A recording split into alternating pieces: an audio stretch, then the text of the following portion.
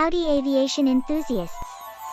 Angela Simon, licensed medical doctor, banner pilot, airline first officer, and blogger here. Welcome to the new show that's part of my community. That's right, 2024 is nearly done, and as usual there were a slew of airlines that did not make it to see the ball drop in Times Square. Let's not keep you waiting. Here are the highlights, or should I say, lowlights. Before we begin, I want to thank Cranky Flier for giving me the opportunity to do a show like this using Haunty Hall's Galaxy from Super Mario Galaxy 2 as the background music starting from this year forward. Number 15, LIAT 1974, Antigua and Barbuda, January 24th.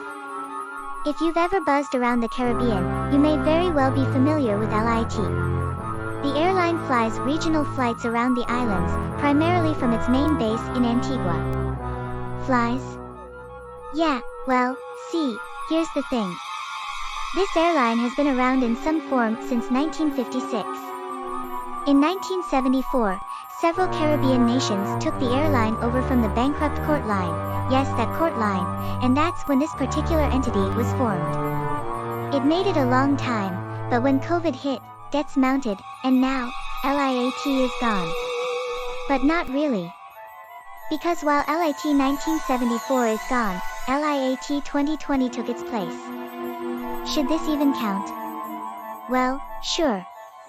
I make the rules, after all. Number 14, Lynx Canada, February 25th. This is the one airline that failed in 2024 that I have no trouble remembering the exact date. Why?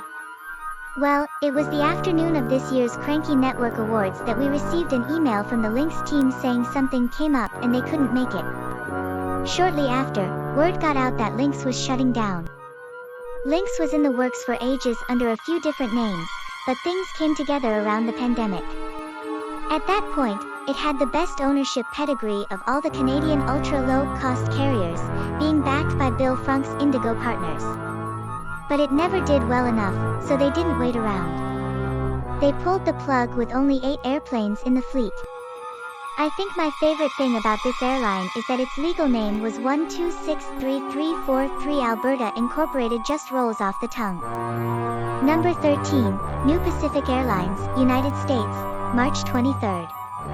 For all you sticklers, yes, it is true that New Pacific is still technically around.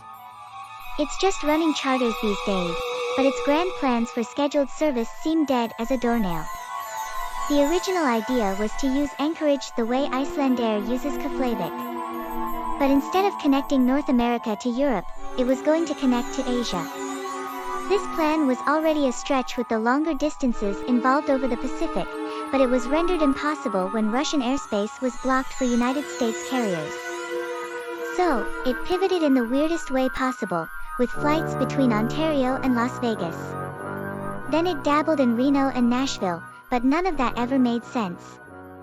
Finally, with a cherry to top off the aviation sundae, the CEO was out and the whole thing shut down except for that charter operation. As an added bonus, one of the fandom administrators for Tailslandian Airport's wiki added a note to editors and viewers to kindly avoid adding that airline to the Caden County International Airport roster labeled Airlines and Destinations. More on this page on that website later. Number 12, Air Malta, Malta, March 30th. If you like the LIT story, get ready for one that's, well, pretty much the same thing. They even started flying in the same year, though Air Malta, of course, flew primarily from Malta around the Mediterranean and deeper into Europe. And to be clear, this was the flag carrier of the tiny island and in no way related to Malta Air, the Ryanair subsidiary that was created for favorable labor rules. Air Malta was broke, and the European Commission said it couldn't pour more money into the airline, so the Maltese government pulled an Alitalia. It created a new airline called KM Malta and shut the old one down. Is this ridiculous? It sure is. But the rules are the rules, no matter how dumb. Number 11, Aero, United States, April 6th. I don't pay too much attention to the charter world, but Aero is one that I did know. Actually, Aero may not be much of a household name, but there is a good chance you knew it by its old name, Swift Air. Swift did all kinds of charter work, ranging from sports teams to John McCain's presidential campaign aircraft to deportation flights on behalf of the United States government. It was bought by Aero Group in 2019, and that's when it changed its name. Fun fact, Aero owned the Eastern Airlines intellectual property, but it entered into a deal with Dynamic Airways that allowed the airline to use the name in its operations. It's complicated. If you think Avalo Airlines shut down, you are wrong. Their bases, except for the one in Las Vegas, are still open. Number 10, Bonsa, Australia, April 30th. If ever there was an airline demise that did not shock me, it was Bonsa's. This airline made no sense in every way possible.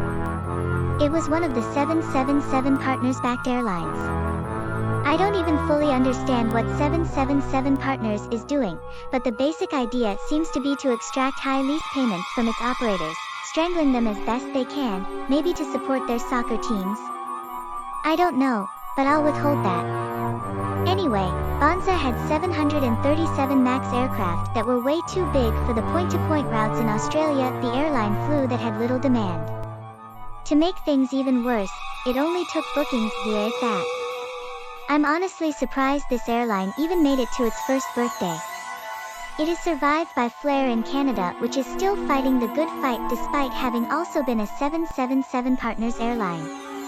Nico Panda sent me a note that the aircraft from that airline mentioned went to start an airline with a base in Happy Ton, Rainbow Forest. More on that surprising news later. Number 9, Rex, Australia, July 30th. Just like New Pacific, this is another one where the airline has not completely gone out of business yet, but, well, let me explain. Rex is a little regional airline that has been hopping around Australia with a bunch of props since 2002. Someone must have started having hallucinations, because the airline inexplicably decided to acquire 737s and fly on the country's busiest routes against heavy competition. It did not work, and this year, the airline gave up that plan completely. The worst part is that this failure was big enough that it sent the entire company into administration, endangering the successful regional operation. It is still unclear what will happen to that, but that 737 operation is dead. Poor Rex, he was a good boy. Another funny thing that this airline is named after a person in the Smith family, named Rex Garcia, and named after a dinosaur, particularly a Tyrannosaurus rex. More on those later.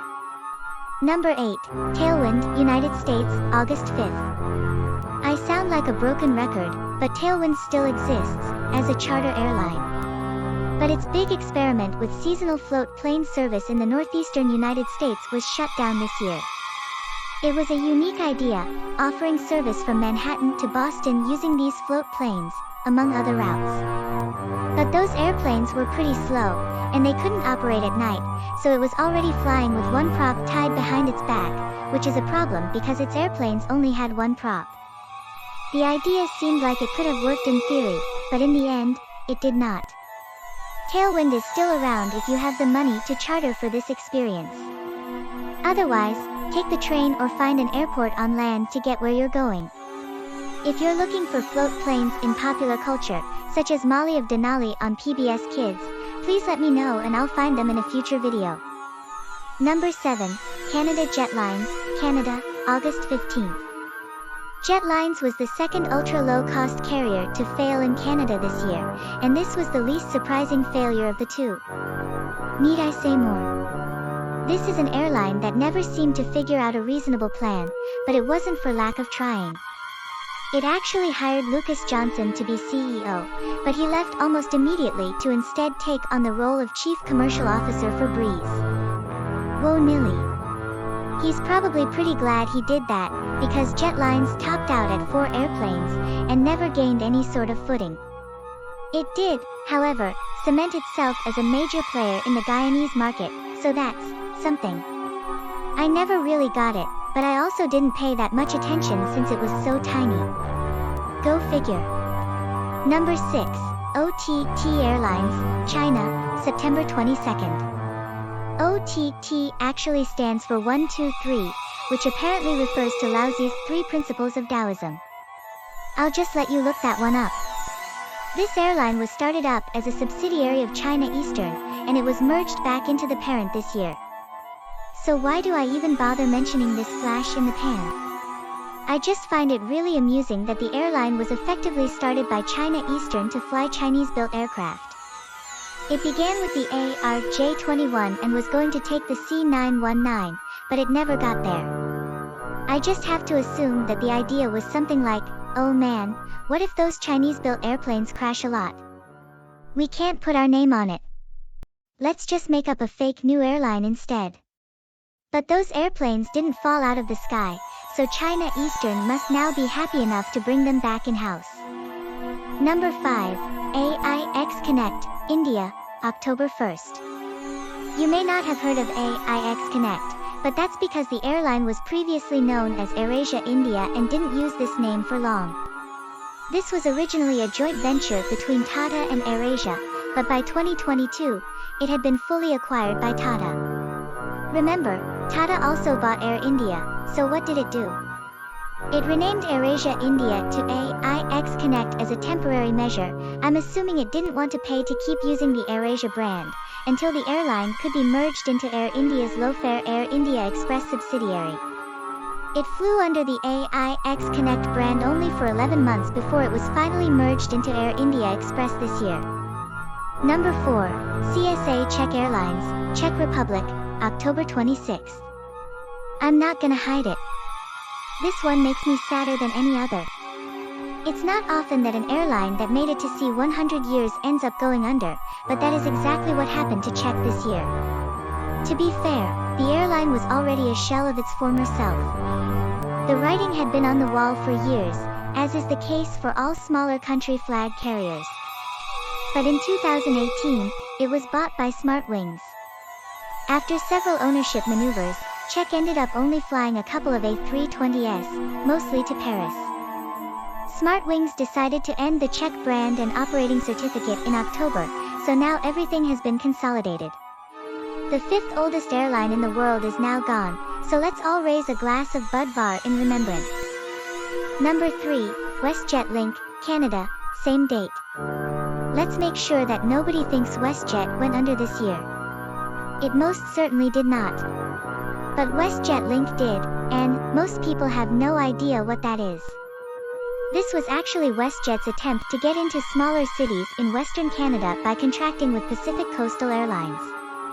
It flew Saab 340s to connect into WestJet's Calgary and Vancouver operations. Flights operated to a handful of cities, including Lethbridge, Medicine Hat, and Lloydminster.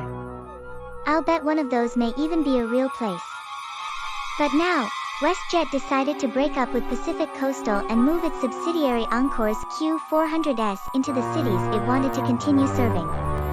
Number 2, Vistara, India, November 11.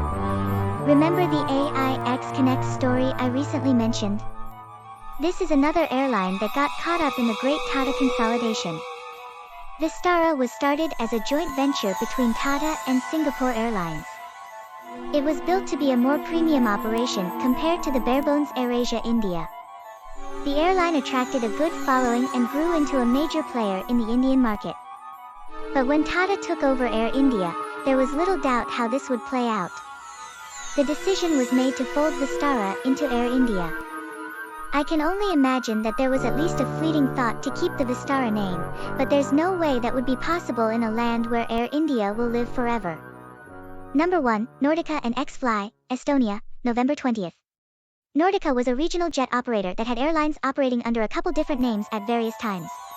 It was actually created to be the flag carrier of Estonia, but it never quite served that purpose very well. Instead, it partnered with others under wet leases for most of its business. At one point it flew under LOT Polish's code, even sharing ownership of the subsidiary Regional Jet, which was renamed as X-Fly in 2020, because, well, what else did an airline have to do in 2020? It had several aircraft flying for SAS, and that was the airline's bread and butter until the deal ended in November of this year. And that's when Nordica went bankrupt and folded. Well, that's it, and that's all. See you next time. Thanks for watching. Stay tuned for more.